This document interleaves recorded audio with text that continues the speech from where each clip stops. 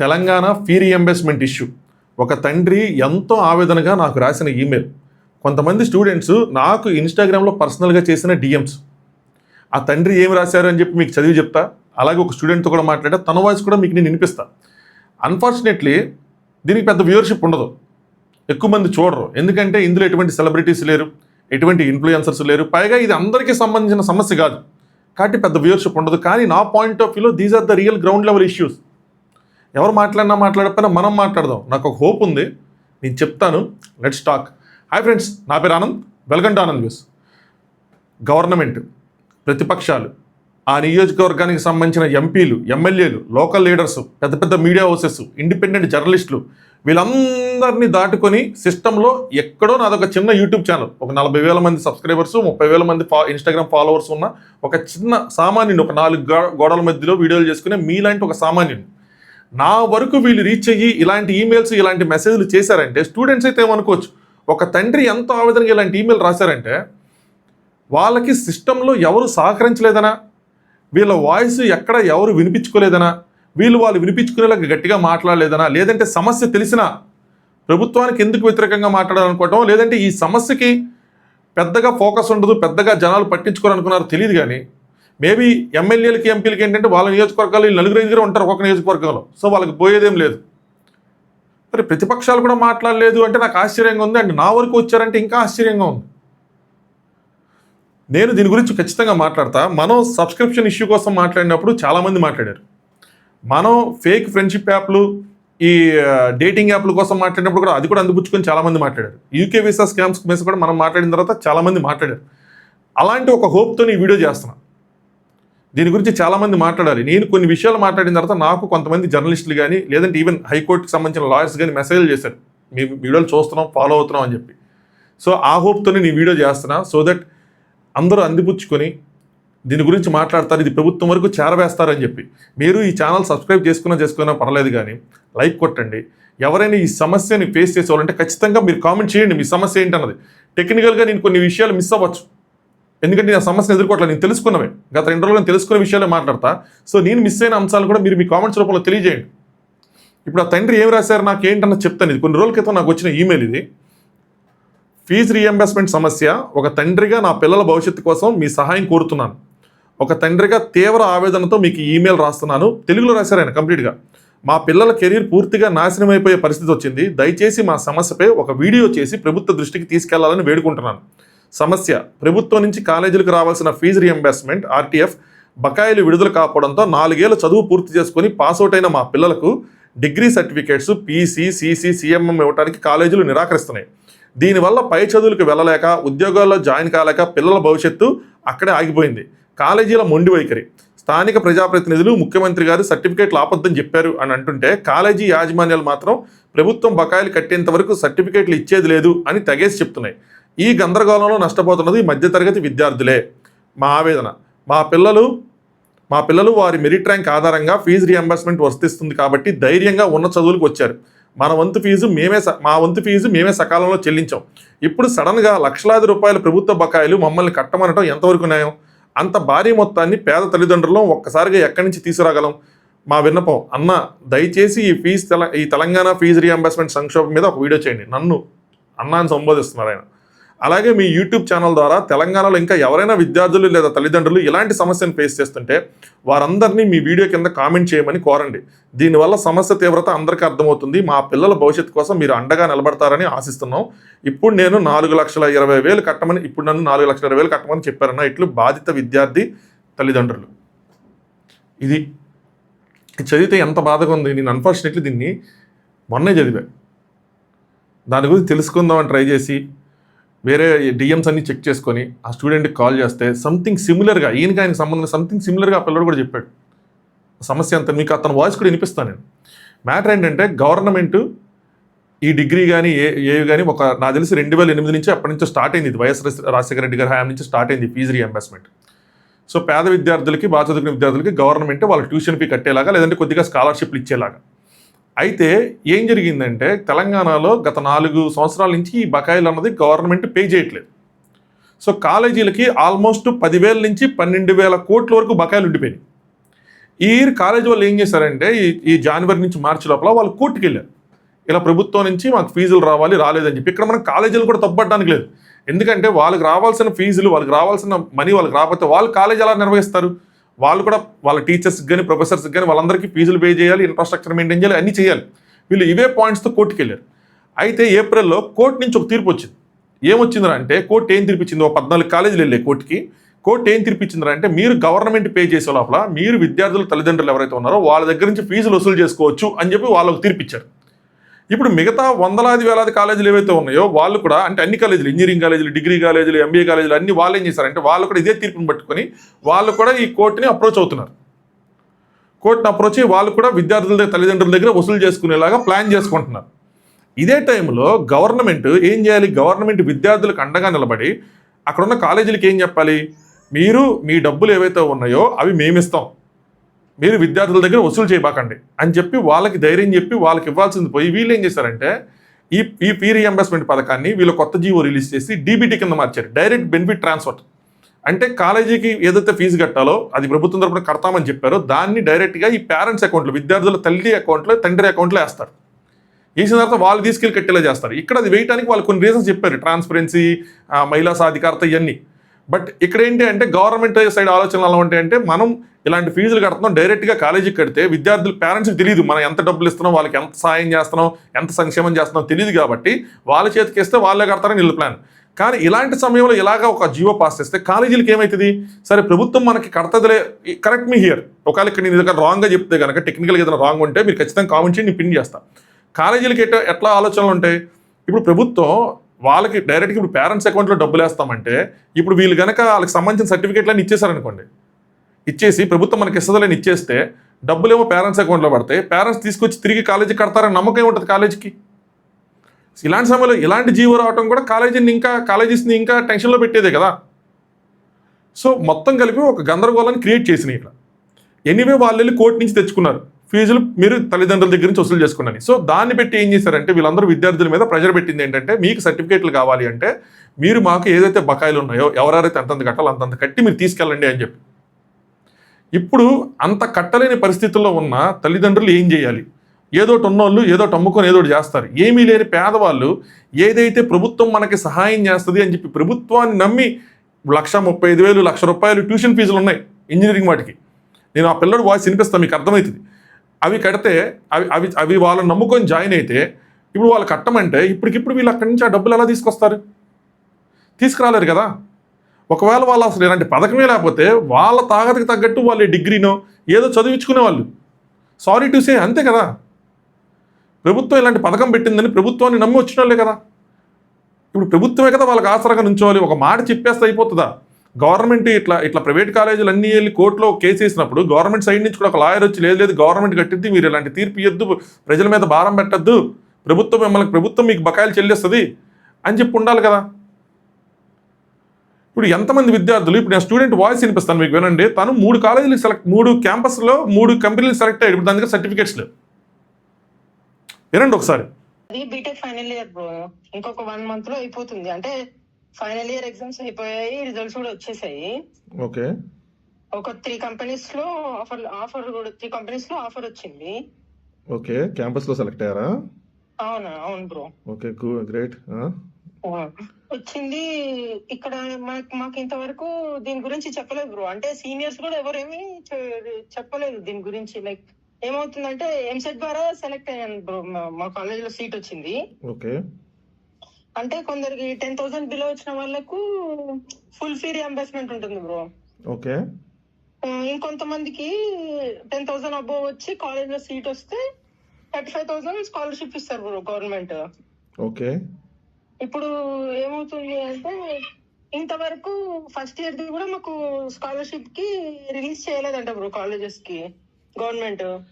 నాకు 35,000 వస్తుంది బ్రో. మా ఫ్రెండ్స్ కి కొంతవరకు ఫుల్ ఫ్రీ రియంబర్స్మెంట్ కూడా ఉంది. అంటే నాకు 11,000 వచ్చింది ర్యాంకు. కొందరికి మా కాలేజ్ ఫీజు వచ్చేసి ఎంసెట్ ద్వారా అయితే 1,35,000 బ్రో. ఓకే. దాంట్లో 35,000 మన గవర్నమెంట్ ఇస్తుంది, 1 lakh మనం పే చేయాలి. ఓకే. యాక్చువల్ గా 1 lakh చాలా ఇబ్బంది బ్రో.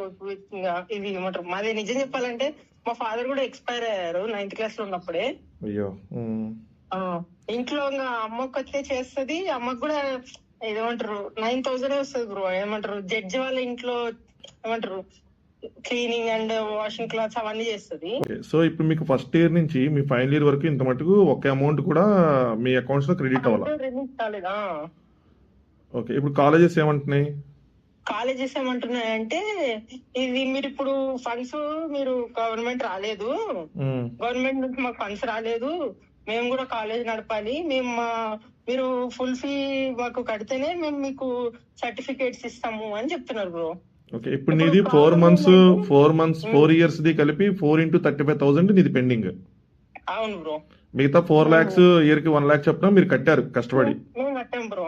కష్టపడి కట్టారు. ఇప్పుడు అంటే మీరు డాడీ చిన్న ఒక ప్లాట్ రాసి పెట్టిండు బ్రో అమ్మ పేరు మీద, అంటే మా కోసం అని. అది అది అమ్మి చదివించింది బ్రో అమ్మ కూడా. ఇంకా హాస్టల్ ఫీజు అది ఇది అనేసి కొంచెం ఇంకా ఏమైంది 35,000. సో ఇప్పుడు 4 into 35 ఏదైతే ఉందో 1,40,000 ఇప్పుడు నీది పెండింగ్ ఉంది. అది ఇస్తే గానీ నీకు కాలేజ్ నుంచి సర్టిఫికెట్స్ ఏవైతే ఉన్నాయో ఇవ్వమంటున్నారు. ఇంకోటి ఏంటి అంటే ఇప్పుడు మనకు ఇవి కంపెనీస్ కూడా provisional certificate, final semester marks కూడా అడుగుతారు కదా బ్రో. జాయినింగ్ టైంలో అడుగుతారు. ఆఫర్స్ వచ్చాయినాయి కానీ అంటే కాగ్జెంట్ లో ట్రైనింగ్ కూడా అయిపోయింది, టీసీఎస్ లో కూడా వచ్చింది. అంటే టీసీఎస్ లో 7 LP అనేసి ఫైనాన్షియల్ గా ఇంట్లో కొంచెం హెల్ప్ అవుతుంది అని దానికి వెళ్దాం అనుకున్నా బ్రో.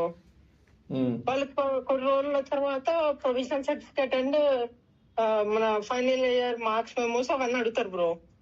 మన 10th మెమోస్ అవి కూడా వాళ్ళ కాలేజ్ దగ్గరనే ఉన్నాయి బ్రో. తర్వాత ఇంకా ఇచ్చాము అవన్నీ, వాళ్ళు లేదు మేము ఇవ్వము అది అని అన్నారు. ప్లస్ ఇంకోటి ఏంటంటే మనకు కాన్వకేషన్ సెరమనీ ఉంటుంది కదా బ్రో, అంటే లైక్ ఇట్లా మనకు డిగ్రీ సర్టిఫికేట్ ఇస్తారు కదా, ప్రొవిజనల్ సర్టిఫికేట్ అవన్నీ ఒకసారి ఏమంటారు ఈవెంట్ లాగా చేసి మనకి ఇస్తారు కదా బ్రో. ఆ ఈవెంట్ కి 1,000 రూపీస్ రిజిస్ట్రేషన్ ఫీ పెట్టారు బ్రో. కానీ ఆ రిజిస్ట్రేషన్ ఫీని కట్టాలంటే ప్రొవిజనల్ సర్టిఫికేట్ నెంబర్ కావాలంట. ఆ ప్రొవిజనల్ సర్టిఫికేట్ నెంబర్ నీతో ఉండాలి అంటే మనకి నోటివ్ ఫామ్ ఉంటుంది బ్రో కాలేజ్ లో, అంటే మన దగ్గర ఏం పెండింగ్ లేదు ఫీ అని.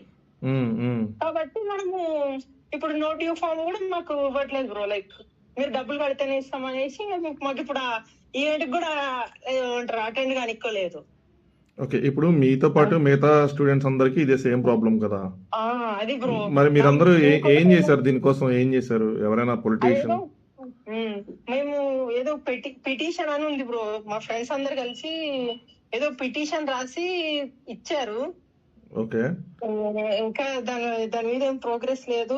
మీరు ఒకసారి దాని మీద వాయిస్ అంటే ఇది ఇంతకు ముందు కూడా ఎప్పుడో ఒకసారి విన్నా బ్రో నేను, స్టూడెంట్స్ ని ఫండ్స్ రిలీజ్ చేయకుంటే కాలేజెస్ ని ఇబ్బంది పెడతారు అట్లా. ఇంకా బాగా అంటే నాకు ప్రాబ్లం ఏంటంటే బ్రో, ఈ ఫ్రీ బస్ ఇవన్నీ ఇంత బాగానే ఇంప్లిమెంట్ చేస్తారు, ఫ్రీ బస్ ఫ్రీ కరెంట్ అవన్నీ ఇస్తారు కదా, ఈ స్టూడెంట్స్ స్టడీస్ ఎంత ఇంపార్టెంట్, దాని మీద ఎందుకు అంత నెగ్లిజెంట్ గా ఉంటది గవర్నమెంట్ అనేసి కొంచెం. ఇంకొకటి ఏంటి అంటే ఇప్పుడు కొంతమంది ఫుల్ ఫ్రీ రియంబర్స్మెంట్ వచ్చిన వాళ్ళు ఉంటారు బ్రో, నా ఫ్రెండ్స్ ఉన్నారు.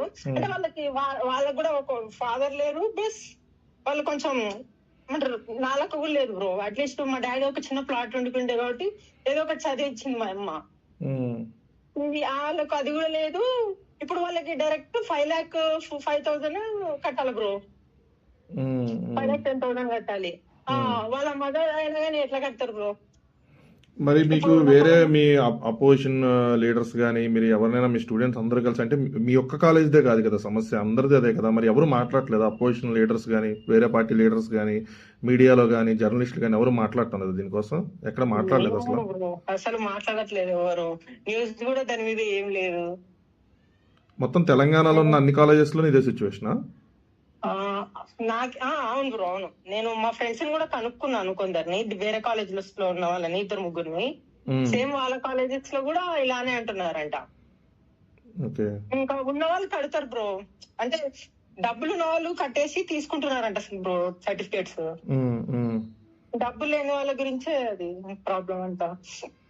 ఇంకా ఈ అంటే చాలా మంది ఏమంటారు, ఇది మా ఫ్రెండ్ ఒకతని అడిగితే అంటే డిఓ తెలుసు అంట బ్రో అతనికి కొంచెం, అంటే కొంచెం అంటే వాళ్ళ మమ్మీ సైడ్ నుంచి కొంచెం పరిచయం ఉందంటే అడిగితే లేదు దాంట్లో మనము ఏం పెద్దగా చేయనికి ఉండదు. నాకు చెప్పు, నాదే ఒక చిన్న ఛానల్, నాకు ఒక 40,000 సబ్స్క్రైబర్స్ ఉన్నారు, 30,000 ఇన్స్టాగ్రామ్ లో ఉన్నారు. నా వల్ల ఈ సమస్య నేను మాట్లాడటం వల్ల నువ్వు సాల్వ్ అయిద్దని అనుకుంటున్నావా?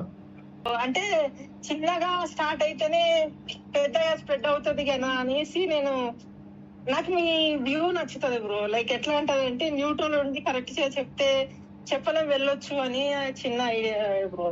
మేము కూడా ఫైట్ చేస్తాము కానీ జస్ట్ ఇన్ కేస్ ఒక హెల్ప్ ఉంటే బాగుంటుంది కదా అని. విన్నారు కదా, మీకు సమస్య అర్థమైంది అనుకుంటున్నా. కానీ నాకు ఇక్కడ అర్థం కాని విషయం ఏంటంటే, గవర్నమెంట్ ఓకే, ప్రతిపక్షాలు ఏం చేస్తున్నాయి? ప్రతిపక్షాలు ప్రజల సైడ్ నుంచొని వాళ్ళ కోసం ఈ సమస్య మీద వాళ్ళు మాట్లాడాలి కదా, ఒక నిరసన చేయాలి కదా, కనీసం ఇది అందరికీ తెలిసేలాగా ఏదో ఒకటి చేయాలి కదా. ఏమీ చేయకుండా వాళ్ళు కూడా, అంటే వాళ్ళు ఒక ప్రెజర్ క్రియేట్ చేయాల్సింది పోయి వాళ్ళు కూడా పట్టించుకోవట్లేదా? మరి వీళ్ళు ఇంతమందిని దాటి నాలాంటి వ్యక్తులు రీచ్ అవుతున్నారంటే నాకు అది ఆశ్చర్యంగా ఉంది. నేను తనని అడిగా, ఆ పిల్లల్ని అడిగా, అరే తమ్ముడు, నాకున్న వ్యూవర్షిప్, నాకున్న ఫాలోవర్స్కి నేను చెప్తే నీ సమస్య ఎట్లా తీరిద్రా? ఎందుకంటే కింద కామెంట్లు అలాంటి వస్తూ ఉంటాయి, నువ్వు సమస్య తీర్చలేవు, నీకు ఎందుకురా అని. మరి ఇలాంటిది నేను మాట్లాడటంలో ఉపయోగపడుతుంది అన్నా. నువ్వు మాట్లాడితే ఇంకొద్దరు మాట్లాడితే, అది చూసి ఇంకొద్దరు మాట్లాడితే అట్లీస్ట్ మీ సమస్య ఫేస్ చేస్తున్నాం అని నలుగురికైనా తెలిసిద్ది, మా బాధ తెలిసిద్ది. ప్రజెంట్ మా బాధ కూడా తెలియట్లేదు అంటున్నారు. నేను స్టూడెంట్స్ కూడా చెప్తా, ఎవరైతే స్టూడెంట్స్ వస్తున్నారో, మొన్న ఒక 2 days బ్యాక్ మా engineering college, Bapatla engineering college, మా జూనియర్స్ ప్రజెంట్ ఉన్న స్టూడెంట్స్ జస్ట్ వాళ్ళ కాలేజీ టైమింగ్స్ చేంజ్ చేశారని 100 మంది విద్యార్థులు రోడ్డు మీదకి వచ్చి ధర్నా చేశారు మండు టెండలో. దెబ్బకి అదొక సెన్సేషన్ అయ్యింది. చాలామంది మీడియా వాళ్ళు అక్కడ చేరుకొని వాళ్ళు ఇంటర్వ్యూలు తీసుకున్నారు. శాంతియుతంగా నిరసన వ్యక్తం చేసే హక్కు మనందరికీ ఉంది. మీరు ఇంట్లో కూర్చొని సమస్య సాల్వ్ అవ్వాలి అంటే సాల్వ్ అవ్వదు. కొన్నిసార్లు మన వాయిస్ వినిపించాలి, మనం కనిపించాలి. అప్పుడే సమస్యకి ఒక రూపం వస్తుంది. సమస్య మీద మిగతా వాళ్ళు కూడా తెలుసుకుంటారు, దాని గురించి మాట్లాడతారు. శాంతియుతంగా మీరు ఎంతమంది ఉన్నారో అంతమంది మీ కాలేజ్ దగ్గర నుంచొని అక్కడ ఉన్న లోకల్ మీడియాని పిలిచి మాట్లాడండి బలంగా. మీరు ఏ సమస్య ఫేస్ చేస్తున్నారు, సమస్య ఎప్పుడుంది, ఎక్కడుంది, ఎలా ఉంది, ఎవరైనా బలంగా మాట్లాడే ఒక విద్యార్థులు, ఇదే లీడర్షిప్ క్వాలిటీస్ కూడా మీరు ఈ పాటికి ఇంజనీరింగ్ అయిపోయిందని నేర్చుకుని ఉంటారు. మైక్ ముందు నుంచొని మాట్లాడండి. ప్రతి కాలేజ్ దగ్గర ప్రతి విద్యార్థులు మాట్లాడితే ఈ సమస్య తీవ్రత తెలిసిద్ది. ప్రతిపక్షాలకి వాళ్ళకి ఏంటంటే ఓకే సమస్య తీవ్రంగా ఉంది కాబట్టి ప్రతిపక్షం కూడా దీని గురించి మాట్లాడిద్ది. మీడియా హౌసెస్కి ఎక్కువ మంది జనాలు కనిపిస్తే ఏమవుతుంది అంటే, ఒక వ్యూవర్షిప్ ఉంది ఇక్కడ, సారీ టు సే, ఎవరిది వాళ్ళ బిజినెసే, ఓకే ఇక్కడ సమస్య ఉంది, ఇక్కడ వ్యూవర్షిప్ ఉందని చెప్పి వాళ్ళు కూడా మాట్లాడతారు. మీరు ఇంట్లో ఉండి ఆన్లైన్ పిటిషన్స్ రాయటం వల్ల కొన్ని సమస్యలు పరిష్కారం అవ్వవు. కాలేజ్ టైమింగ్స్ చేంజ్ చేస్తేనే రోడ్డు మీదకి వచ్చారు. అలాంటిది మీ భవిష్యత్తునే అంధకారంలోకి వెళ్ళిపోతున్న సిచ్యువేషన్స్ ఉన్నప్పుడు మీరు ఆ మాత్రం రాలేరా? ఎవరికి వాళ్ళు ఇది ఇండివిజువల్ సమస్య అనుకుంటున్నారు, ఇది అందరి సమస్య అని అనుకోవట్లేదు. అదే ప్రాబ్లం.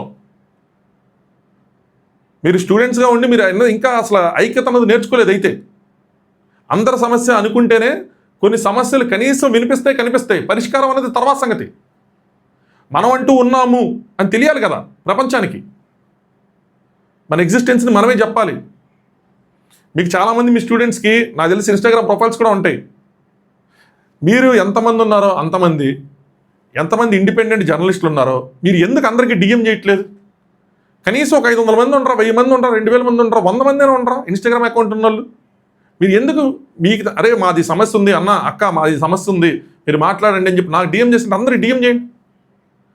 వాళ్ళకి కనిపిస్తారు. మీరు ఎందుకు మాట్లాడరు? నేను చూస్తా. సమస్యని ఇక్కడ ప్రభుత్వాన్ని ఏదో చేద్దామని కాదు, ప్రభుత్వం దీని మీద రియాక్ట్ అయ్యి, ప్రభుత్వానికి కొన్ని లిమిటేషన్స్ ఉంటాయి, నేను అర్థం చేసుకోగలను. ఆ లిమిటేషన్స్ని ఎలా అంటే తర్వాత డబ్బులు ఇస్తామనో కాలేజెస్తో కూర్చోబెట్టి కాలేజీ యాజమాన్యాలు పిలిపించి మాట్లాడి, ప్రస్తుతం వాళ్ళని ఇబ్బంది పెట్టద్దు, ఆ డీబీటీ స్కీమ్ ఏది కాదు, మీకే డైరెక్ట్గా మేము డబ్బులు ఇస్తాం ఇంకోండి అని చెప్పి వాళ్ళకు ఒక భరోసా కల్పించి, వాళ్ళ సర్టిఫికేట్లు వాళ్ళకి ఇప్పించి, వాళ్ళకి ఇవ్వాల్సింది ఏదో రాతపూర్వకంగానో లిఖితపూర్వకంగానో ఒక జీవో రూపంగానో ఏదో ఒకటి కాలేజీలకు ఆ భరోసా కల్పిస్తే కాలేజీలు కూడా వాళ్ళకి ఇస్తాయి. ఇది ఒక మాటతో ఒక మీటింగ్తో అయిపోయే సమస్య. దీనికోసం ఇప్పటికిప్పుడు 100 కోట్లు 1000 కోట్లు చెల్లించాల్సిన నెసిటీ కూడా లేదు. ముఖ్యమంత్రి రేంజ్లో ఉన్న వ్యక్తి చెప్తే సాల్వ్ అయిపోయేదే. కానీ ఇక్కడ ప్రాబ్లం ఏంటి? తీవ్రత తెలియట్లే అది. సో మీరు మాట్లాడండి, మీరు చేయాల్సింది చేయండి. నా హోప్ ఏంటంటే, నేను చెప్పాను కదా, నా హోప్ ఏంటంటే నేను కొన్నిసార్లు మాట్లాడిన మాటలు కొంతమంది జర్నలిస్టులు వాళ్ళు వింటున్నారు, నాకు ఒకళ్ళిద్దరు మెసేజ్ చేశారు, సో మిమ్మల్ని ఫాలో అవుతున్నామని చెప్పి. హైకోర్టు లాయర్స్ కూడా మెసేజ్ చేశారు, కాల్ చేశారు, సో మీ అప్పుడప్పుడు మీ వీడియోలు చూస్తామండి, బాగుంటే మీ ఏదైనా సమస్య వస్తే మీరేం మాట్లాడారని కూడా మీరు క్రాస్ చెక్ చేసుకుంటారని చెప్పారు. అలాంటి విన్నప్పుడు నాకు ఆనందంగా ఉంటుంది, నా హోప్ కూడా అదే. సో ఎవరైనా ఇప్పుడు మనం మాట్లాడిన తర్వాత వాళ్ళు దీన్ని ఫాలో అయ్యి ఇక్కడి నుంచి ఏదైనా పిక్ చేసుకుంటే, మిగతా యూట్యూబర్స్ కానీ ఎవరైనా పిక్ చేసుకుని వాళ్ళు కూడా దీని మీద ఒక వాయిస్ వినిపిస్తే సమస్య సాల్వ్ అయ్యే అవకాశం ఉంటుంది. కనీసం సమస్య ఎగ్జిస్టెన్స్ అయినా తెలిసింది నలుగురికి. సో వీడియో లైక్ చేయండి, కొత్తగా చూసేవాళ్ళంటే ఛానల్ సబ్స్క్రైబ్ చేసుకోండి. మీరు ఈ సమస్య మీకు తెలిసిన, నేను ఏదైనా టెక్నికల్ పాయింట్స్ మిస్ అయినా మీరు ఖచ్చితంగా కామెంట్ చేయండి, తప్పు నా వైపు ఉంటే సార్. అంటే నేను మాట్లాడిన దాంట్లో మేజర్ విషయం అయితే రైతే, మాట్లాడిన పాయింట్ ఏదైనా ఒకటి రెండు ఏదైనా తప్పు ఉంటే ఖచ్చితంగా సరి చేసుకుంటాం. అలాగే మీరు ఈ సమస్యను ఫేస్ చేస్తే కనుక ఖచ్చితంగా మీరు కూడా ఎటువంటి సమస్యను ఫేస్ చేస్తున్నారు, మీ కాలేజ్ ఏంటి అనేది డీటెయిల్స్ కూడా కామెంట్ చేయండి, ఎంతమంది ఉన్నారో తెలిసింది. Anyway, thanks for watching. Anand views.